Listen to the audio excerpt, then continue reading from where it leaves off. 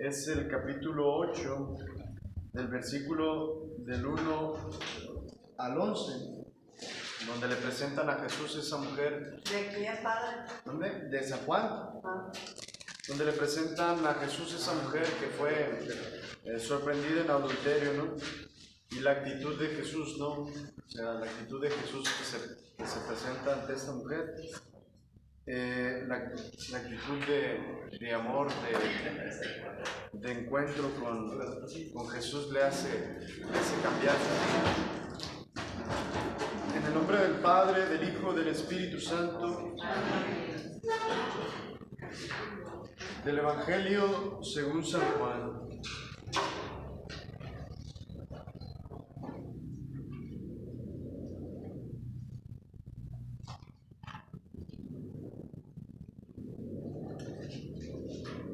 Y se volvieron cada uno a su casa.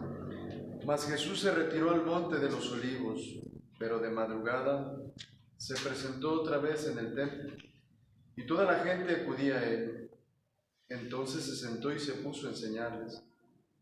Los escribas y fariseos le llevaron a una mujer sorprendida en adulterio. La pusieron en medio y le dijeron: Maestro, esta mujer ha sido sorprendida en flagrante adulterio. Moisés nos mandó en la ley apedrear a estas mujeres. ¿Tú qué dices? Esto lo decían para tentarle, para tener de qué acusarle. Pero Jesús se inclinó y se puso a escribir con el dedo en la tierra. Pero al insistir ellos en su pregunta, se incorporó y les dijo: aquel de ustedes que esté sin pecado, que le arroje la primera piedra. E inclinándose de nuevo, siguió escribiendo en la tierra. Ellos, al oír estas palabras, se fueron retirando uno tras otro, comenzando por los más viejos. Jesús se quedó solo con la mujer que seguía en medio. Jesús se incorporó y le preguntó: mujer, ¿dónde están? ¿Nadie te ha condenado? Ella respondió: nadie, Señor. Jesús le replicó: yo tampoco te condeno. Vete y no vuelvas a pecar. Palabra del Señor. Gloria a ti, Señor Jesús.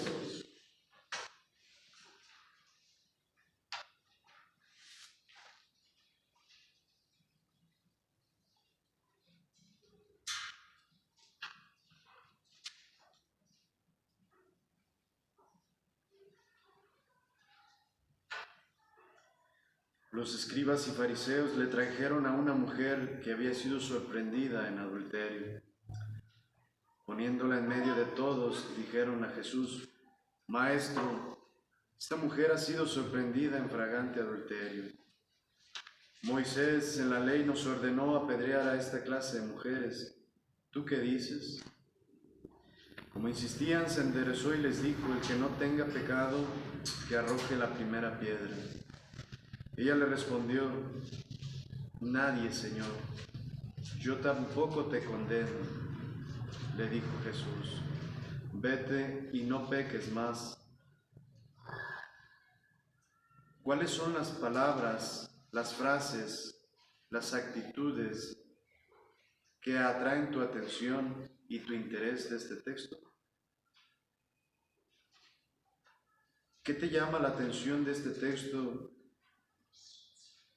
¿Qué piensas de la reacción de los fariseos, la insistencia de los fariseos por acusar a esa mujer y por poner en duda a Jesús?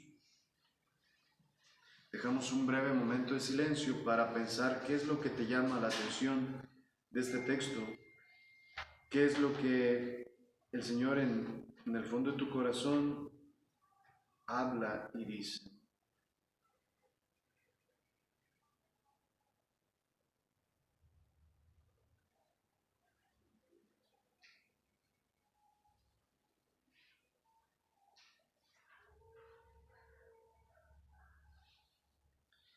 Si alguien quiere compartir algo que le llama la atención de este texto, lo puede hacer en voz alta.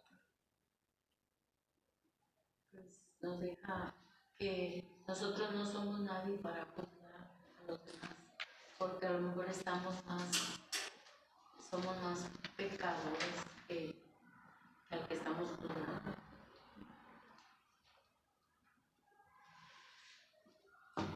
¿Alguien más? A mí me da la enseñanza que Él no quiere que nadie se pierda, sino al contrario, que todos nos salvemos. Y Él perdona a la persona y invita pues, con esa actitud a hacer un cambio de vida y ¿Alguien más que le llame la atención? ¿Algún detalle, algún gesto?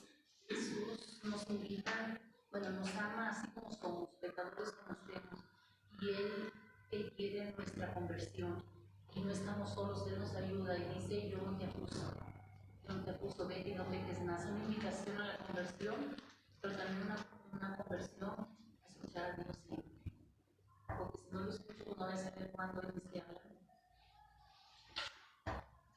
¿Alguien más que...? Bueno, yo siento que yo voy a hablar de que a veces soy muy juzgona, a veces soy muy prejuiciosa, juzgamos a los demás. Y creo que de alguna manera todos hemos sido juzgados, bueno o malamente, y eso es algo que a mí me pesa, que mucha gente a veces te juzga o juzgo, pero no sabemos lo que otra persona está pasando, o no sabemos el porqué y la razón. Entonces, yo digo, no juzgar, no condenar, no señalar, no matar, perdonar como lo hizo Jesús, así como lo ha hecho conmigo. ¿Alguien más que le llame la atención? ¿Algún detalle, algún gesto? Lo que me llama la atención es que Dios quiera, bueno, que Jesús quiera rescatar el respeto de la mujer, sobre todo proponer el amor. O sea, Él manifiesta el amor y el respeto que le debe le da su valor. Su valor, exactamente. Yo cuando escuché esa cita hace tiempo, sentí que era como la segunda oportunidad que me daba yo no te acuso, yo sí quiero que ya no me apago más. O sea, pues, sí te recibo, sí te amo, sí te amo.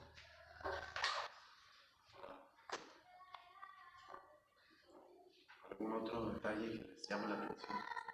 Yo creo que él, con mucho amor, le dice a la mujer que y no lo sabe.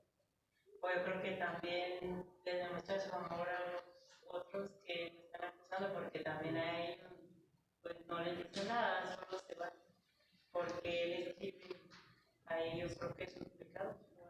Algunos dicen que escribió, no se sabe con exactitud qué escribió Jesús, pero algunos dicen que escribió los pecados de los que estaban. Al igual también siento que a ellos les está demostrando su amor, por eso a ellos bueno. Sí, los desarmó, se quedaron sin palabras, o sea, no supieron qué decir. La ley decía apedréenla y ellos estaban actuando conforme a la ley, pero como Jesús los sacó, los desequilibró, les quitó todo lo que ellos tenían. ¿Algún otro detalle que les llame la atención?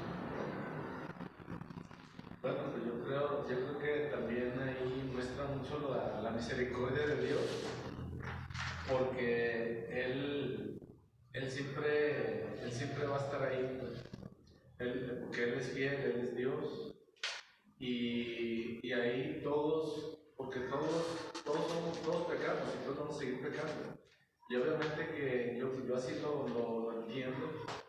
El proceso en esta vida, en este mundo es mejorar cada día más, o sea, quitando o venciendo defectos para crecer en virtudes también. Pero vamos a ir sacando cada día más cosas internas en nosotros mismos que a veces nos van a hacer caer, nos van a hacer o resbalar en el pecado, pero Él siempre, porque yo así lo he sentido en lo personal, que Él siempre nos pega, a mí me ha pegado mucho me ha dolido mucho, pero es a través del amor.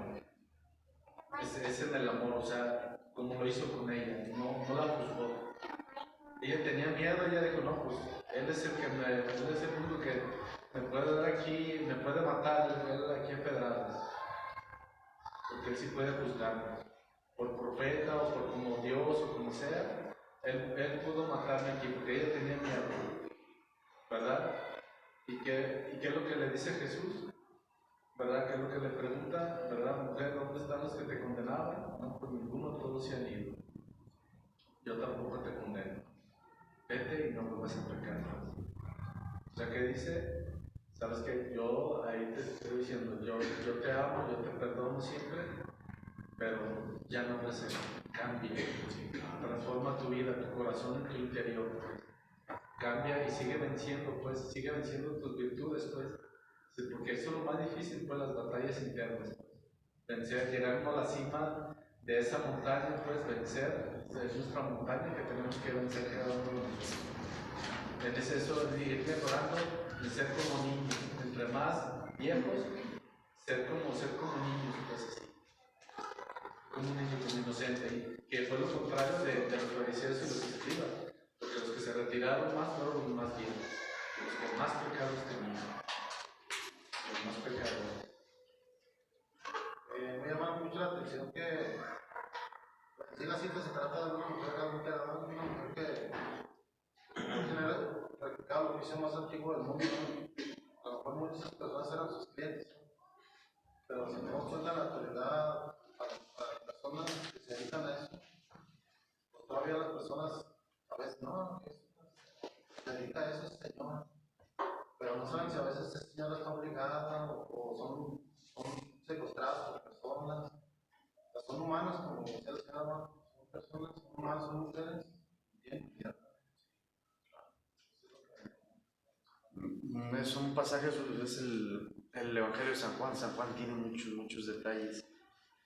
Pero algo que a mí en lo personal también me llama la atención es cómo Dios, se lo escuché a un profesor que decía, cómo Dios tiene, o sea, la mentalidad de esos hombres era pues la ley de Moisés, tenían toda una estructura de pensamiento que llevaba a juzgar a la persona y a actuar de esa manera. Hasta cierto punto ellos actuaban bajo su pensamiento, bajo su cultura, bajo su sistema de pensamiento, ¿no? O sea, pudiéramos decir que ellos, porque en realidad el problema no era tanto con la mujer, en realidad el problema era con Jesús. Pero me llama la atención lo que dice este profesor, dice cómo Dios va más allá de nuestros pensamientos. Y eso, nosotros podemos hacer un sistema de pensamiento, una manera de entender la vida, una manera de juzgar, una manera de interpretar los actos. Pero cómo Dios, o sea, estos hombres jamás se imaginaban la respuesta de Jesús. O sea, cómo Jesús, o sea, cómo Dios va más allá de nuestros pensamientos, de lo que nosotros imaginamos, pensamos, tenemos establecido como correcto, como esto es lo correcto, esto es lo verdadero, ellos actuaban bajo su ideología, hasta cierto punto estaban actuando bajo su estructura de pensamiento, ¿no? O sea, hasta cierto punto, ¿no?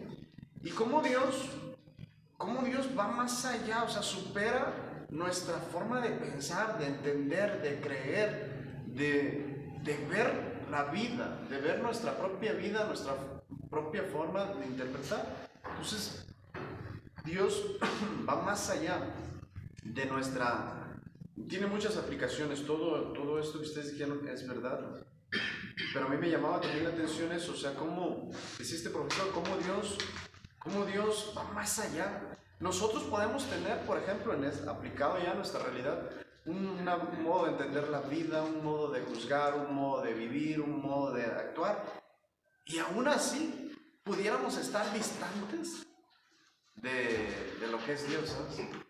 Tú puedes decir, no, es que Dios es así, es que la voluntad de Dios es así, tenemos que hacer esto. De repente, o sea, no es porque esté mal, o sea, ellos estaban actuando hasta cierto punto bajo su estructura. Es que era su religión, pues. De pensamiento. Ellos estaban actuando su religión. Pero cómo Dios va más allá de nuestras leyes, de todo, de hecho lo vamos a ver ahorita, o sea, de nuestras estructuras mentales, o sea, incluso nosotros como católicos, como creyentes, podemos generar también una estructura de pensamiento que no está mal, pero el problema es cuando radicalizamos nuestras ideas, o sea, cuando decimos es que sí son las cosas y no pueden ser de otra manera. Por ejemplo, en la iglesia hay un debate, ¿no? Por ejemplo, de ciertas cosas de la iglesia, ¿no? Que, por ejemplo, la cuestión de la misa, ¿no? Grupos dentro de la iglesia que dicen, no, es que la misa es la misa en latín, la misa de siempre, ¿no? Y no es que esté mal, porque ese modo de celebrar la Eucaristía corresponde a un tiempo, corresponde a un modo de vivir y de ser iglesia. El problema es cuando radicalizamos, y hay grupos dentro de la iglesia que radicalizan, por ejemplo, eso, y dicen, no, es que esta es la misa de siempre, y la comunión tiene que ser solamente en la boca y por el sacerdote. O sea, cuando radicalizas ciertas posturas, terminas cayendo en ciertas actitudes a veces incorrectas, ¿no? O sea, y nosotros tenemos que tener como esa apertura, y esa apertura nos la da el Espíritu Santo para saber ver más allá, para saber descubrir más allá de lo que nosotros ya tenemos establecido, de lo que nosotros ya tenemos de alguna manera hecho en nuestra mente. Bueno, pues vamos a continuar en la página 16. Ya habíamos iniciado ahí con el periodo del Éxodo. La figura de Moisés, decíamos que era una de las figuras o la más importante, una de las más importantes en este acontecimiento donde Dios interviene, ¿no? Veíamos cuál fue su origen, su mamá. Decíamos que Moisés nace en este contexto donde es oprimido el pueblo de Israel por los egipcios. El faraón dice que van a matar a todos los niños, empiezan a matar a todos los niños, dejan a las niñas, y la mamá de Moisés pues lo salva. La hermana del faraón se encuentra a Moisés, lo rescata, y veíamos pues en esta historia cómo Dios ya desde siempre eligió a Moisés. ¿Cómo fue su llamado? Pues miren, él asesina, de hecho dicen que asesina a un egipcio, ¿no? Al ver la injusticia, le duele lo que está pasando con el pueblo de Israel, y asesina y huye, ¿no? Y ahí es por allá en otras tierras donde Dios lo llama, fíjense, cuando Dios llama a una persona, así se vaya a donde se vaya, así esté donde esté, Dios no quita el llamado. O sea, Dios no, es como una persona, obviamente entra en la libertad.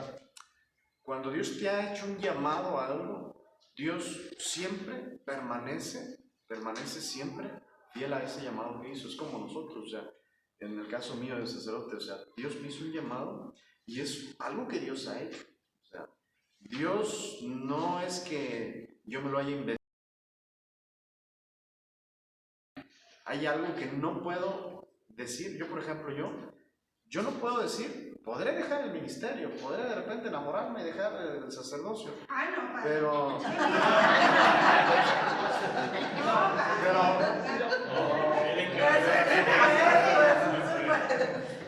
Pero decir que Dios no me llamó, que no se le vuelve a ocurrir decir que eso. no fue.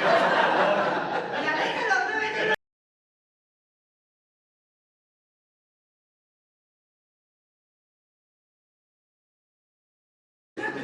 Decir que Dios no me ha dado este llamado sería mentir, ¿no?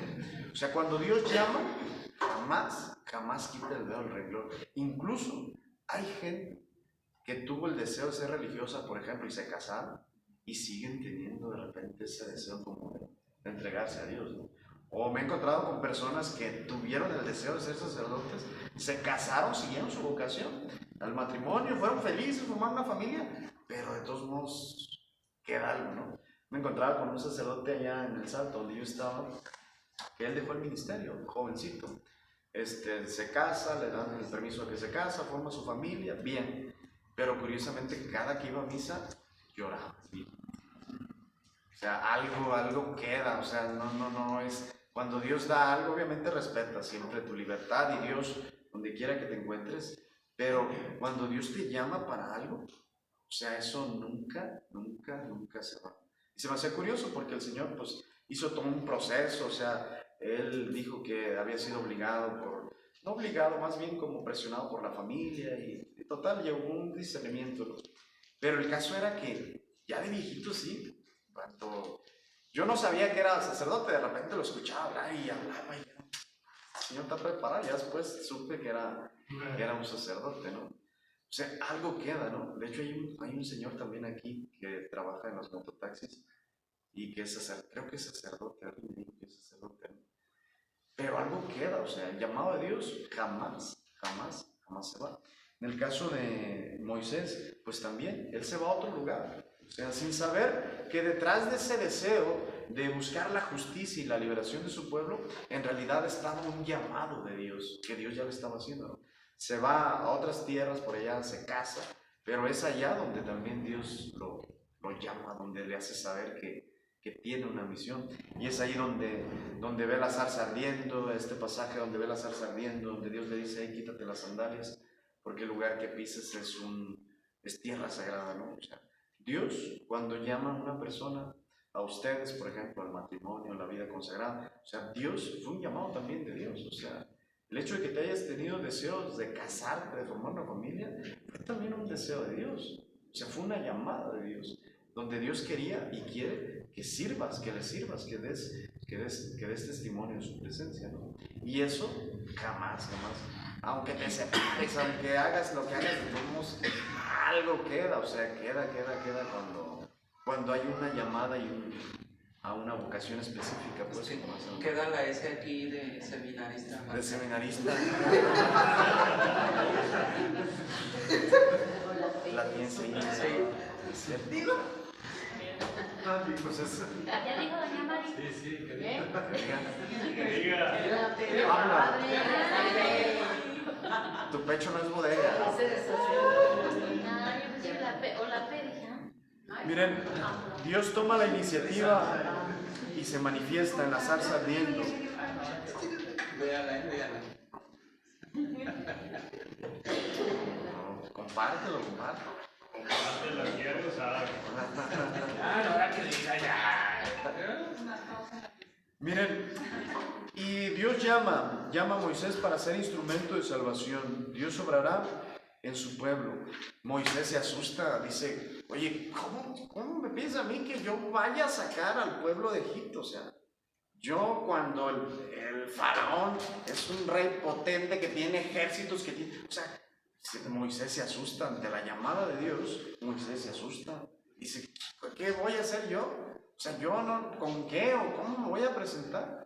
Sin embargo, Dios le dice y le hace saber que Él estará con él y que la misión que él encarga no es obra de Moisés, es obra de Dios, ¿no? Esto es interesante también porque también nos puede pasar ante lo que Dios nos pide, de repente nos puede dar miedo, nos puede dar inseguridad, nos puede dar temor y decir, Señor, pues yo, ¿cómo voy a afrontar esta situación? ¿Cómo voy a salir adelante? Pero cuando Dios te llama a una misión, Dios te va a dar los medios para salir adelante, para cumplir con esa misión. Y lo vemos en la página 17, cómo Dios ratifica o da testimonio de que Dios está con él, ¿no? A través del poder que Dios le ha dado a Moisés. Moisés se presenta ante el faraón y viene esta experiencia o esta situación de las plagas, ¿no?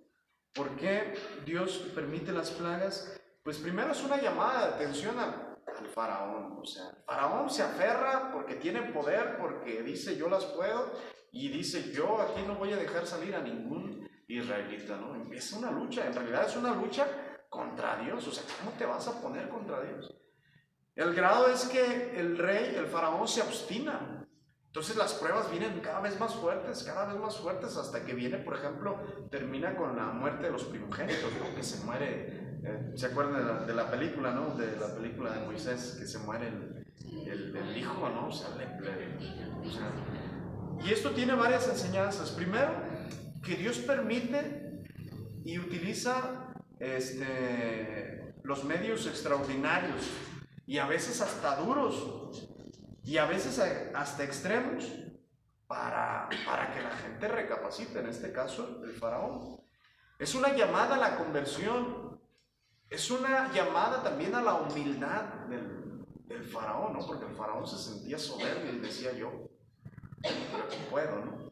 Sin embargo, Dios permite esas pruebas, ¿no? Esas pruebas. Hemos de discernir, esto también tiene una aplicación para nuestra vida, porque también Dios nos habla a través de los acontecimientos. O sea, el faraón se aferraba a su idea y Dios seguía actuando, seguía obrando, ¿no?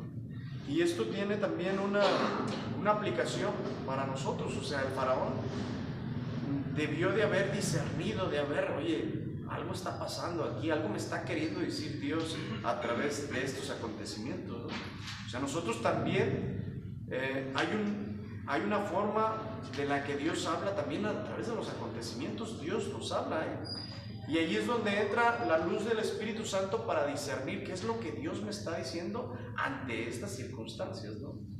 O sea, ante este sufrimiento, ante esta enfermedad, ante esta situación que estoy viviendo, algo Dios me está tratando de decir. Siempre hay algo, O sea, yo, por ejemplo, analizo, por ejemplo, mi estancia aquí con ustedes. O sea, ¿por qué Dios me trajo aquí? O sea, y empiezo yo a indagar. O sea, hay una razón para mí. O sea, ¿por qué Dios me trajo en estas circunstancias, en esta parroquia, o sea, lo veo, yo por ejemplo, así lo interpreto, ¿no? Después de haber tenido una experiencia sin parroquia, más de estudio, de repente tengo una experiencia de parroquia, donde hay gente muy buena como ustedes, muy querendona, una parroquia viva, donde tengo buena relación con los sacerdotes. O sea, como que Dios me dijo, te voy a llevar ahí para sanarte, para que te recuperes, para que agarres otra vez aire, ¿no?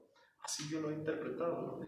Y cada situación de la que nosotros nos pasa, hay algo que Dios nos está diciendo. En esta circunstancia que te estás viviendo, que estás pasando, algo Dios está manifestando o está tratando de decirte, ¿no? Y esto de las plagas, pues también tiene como este sentido, ¿no? Todo lo que sucede en nuestra vida es un mensaje de Dios para nosotros. Las primeras plagas, las primeras 3, manifiestan que Dios existe, porque en un primer momento el faraón duda de la existencia de Dios, y Dios manifiesta con su poder a través del río que se convierte en sangre, y de las plagas. Las primeras 3 plagas manifiestan pues la existencia y el poder de Dios. Las plagas siguientes, que tienen que ver con la vida y con la muerte, manifiestan también que Dios es el dueño de la vida y de la muerte, ¿no? Me decía un vale, entonces se los platiqué, o sea, se drogó bien machín hasta matarse. O sea, él decía, yo me quería matar, dice, no, o sea, entendí, me quedó claro que la vida es de Dios, o sea, que Dios es el dueño de la vida, ¿no? Que es lo que trata de manifestar las plagas, las últimas, sobre todo cuando mueren los primogénitos, ¿no? Dios les dice al pueblo de Israel, señalen con la sangre del cordero sus puertas. ¿Para qué? Para que el ángel, no sé, me acuerdo si dice eso, si el ángel de la muerte no, el ángel exterminador no ataque a ustedes, ¿no? O sea, como Dios es el dueño, también manifiesta esto de las plagas, manifiesta que Dios es el dueño de la vida, que en realidad nuestra vida está en manos de Dios. Pareciera que no, ciertamente nosotros podemos atentar con nuestra vida, pero la verdad es que estamos en realidad nuestra vida depende completamente de Dios. Significa también que Dios es el único Señor del universo.